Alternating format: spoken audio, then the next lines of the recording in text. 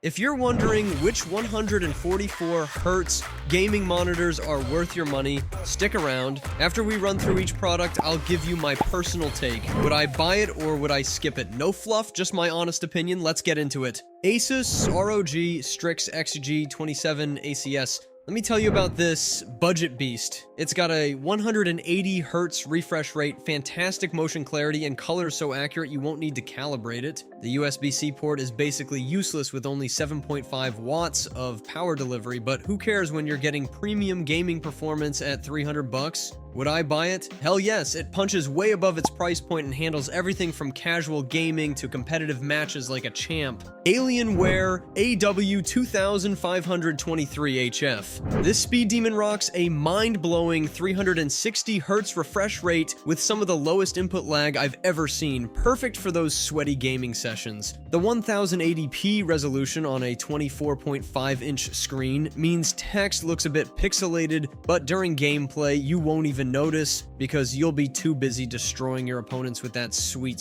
response time. Would I buy it? Maybe. If you're a competitive gamer who values performance over pretty pictures, this is your monitor. Gigabyte GS27QC. This curved beauty comes with a 170Hz refresh rate and a contrast ratio that makes blacks look actually black, not that weird gray you get with cheaper panels. The ergonomics are terrible though, and it's got some annoying variable refresh rate flicker in dark scenes.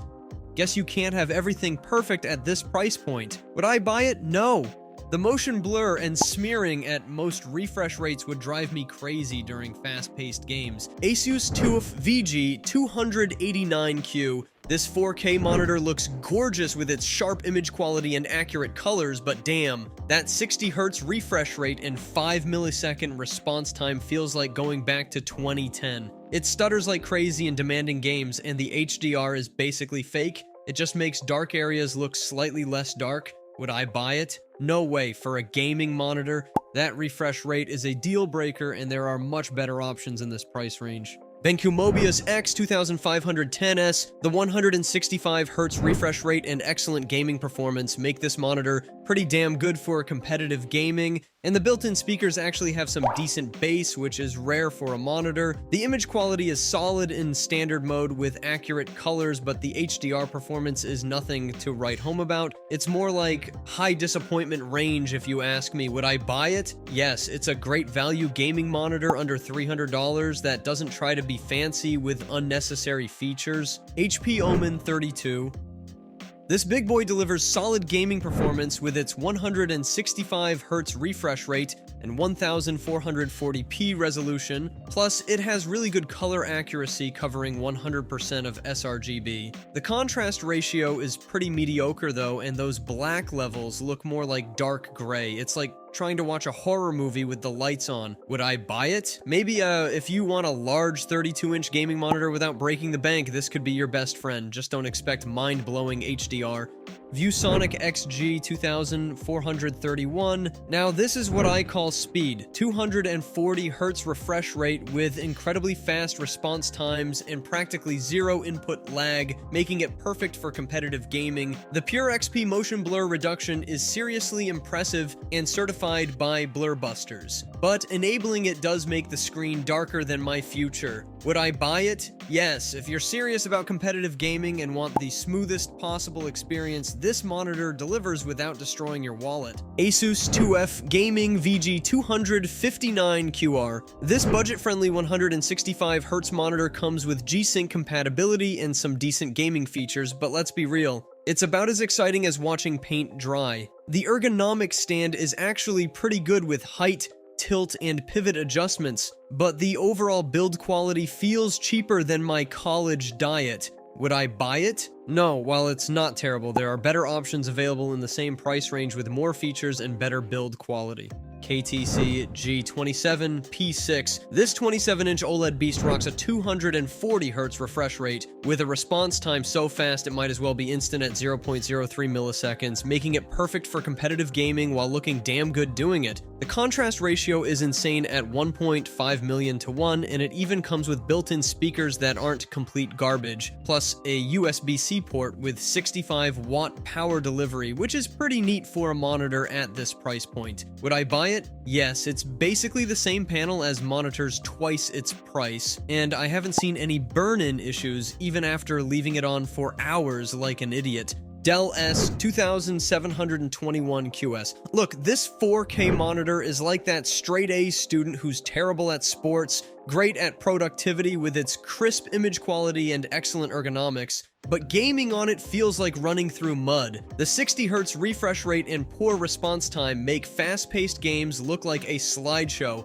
though at least it has FreeSync support if you're into slow-motion gaming. Would I buy it? No, there are better options for gaming unless you really need that 4K resolution for work and only play solitaire. Gigabyte M27Q X. This monitor is like the overachiever of the bunch with its 240Hz refresh rate and fantastic color accuracy, plus it's got a built-in KVM switch if you're fancy enough to use multiple computers. The only real downside is the HDR performance, which is about as impressive as a wet paper bag, but at this price point, who's really complaining? Would I buy it? Yes, it's a solid all-rounder that won't destroy your wallet while still delivering killer gaming performance. LG 27GN800B. The motion clarity on this thing is so clean it's almost suspicious, and at 144 Hz with 1 millisecond response time, it handles fast-paced games like a champ. The only real bummer is the stand, which is about as adjustable as a brick wall. Seriously, who thought a tilt-only stand was a good idea?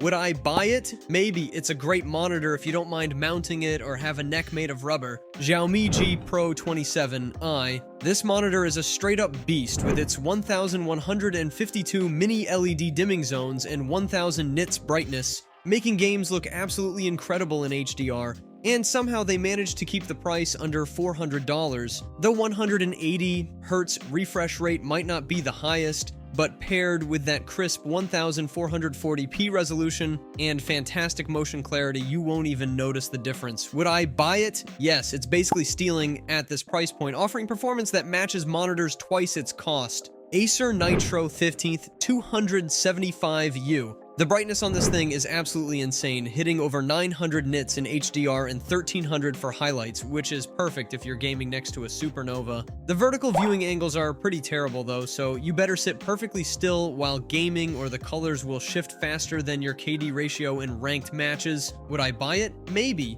The 170Hz refresh rate and mini LED backlight are nice, but the wonky HDR implementation might drive you crazy. ViewSonic Omni VX 2728J2K. For $200, this monitor actually surprised me with its 180Hz refresh rate and solid color performance, though don't expect any mind-blowing HDR with its measly 272 nits peak brightness. The input lag is practically non-existent at less than 1 millisecond, so you can't blame the monitor anymore when you miss those crucial shots. Would I buy it? Yes, it's a fantastic budget option that delivers way more than its price tag suggests. Dell G2724D. Dell really nailed the basics here with a decent 165Hz refresh rate and surprisingly good contrast ratio of 1281:1, which is actually 40% higher than some competitors. The power consumption is pretty impressive at just 22 watts, so you won't need a nuclear reactor to run this thing. Would I buy it? Maybe. It's a solid all-rounder, but nothing particularly exciting unless you're really into saving on your electricity bill. Asus VG249H. Look, for around $200, you get a 24-inch monitor with a 75Hz refresh rate, which is honestly pretty weak for gaming in 2024, but at least it has FreeSync and a 1 millisecond response time to somewhat make up for it. The IPS panel gives you decent color and viewing angles, and the stand has great ergonomics, but with only one HDMI port, you better choose your device wisely. Would I buy it? No, the 75Hz refresh rate is just too low for competitive gaming these days. Innocn 27G1S Plus. Now this is what I call a proper upgrade. A 27-inch 1440p display with a whopping 240Hz refresh rate and G-Sync compatibility, plus it has fantastic accuracy before calibration in the sRGB mode. The VA panel gives you that sweet 2500/1 contrast ratio, though you might notice some ghosting in dark scenes, but hey, at least you get 2 HDMI 2.1 ports and 2 DisplayPort 1.4 connections. Would Would I buy it? Yes, the price to performance ratio is insane for what you're getting. AOC Q27AG3XMN. This monitor is straight up flexing with its 336-zone mini LED backlight and display HDR 1000 certification, delivering deep blacks and bright highlights up to 1200 nits. The 180 Hz refresh rate might not be the highest, but combined with the VA panel and that killer contrast ratio, it makes games look damn good, though the on-screen display menu is a pain to navigate. Would I buy it? Yes, it's basically a premium monitor at a mid-range price. LG 32 GN650. This big boy comes with a 32-inch VA panel running at 165 Hz, which sounds great until you notice the ghosting that makes everything look like it's leaving a trail behind. The 2560 by 1440 resolution and FreeSync premium support are nice, but turning on the blur reduction feature just tanks the brightness and makes everything look choppy. Would I buy it? No, the ghosting issues are just too distracting for serious gaming. Thanks for watching. I hope this video helped you pick the 144 Hz gaming monitors for you. If you have any questions, drop a comment below. Links to all of these products mentioned in this video will be in the description.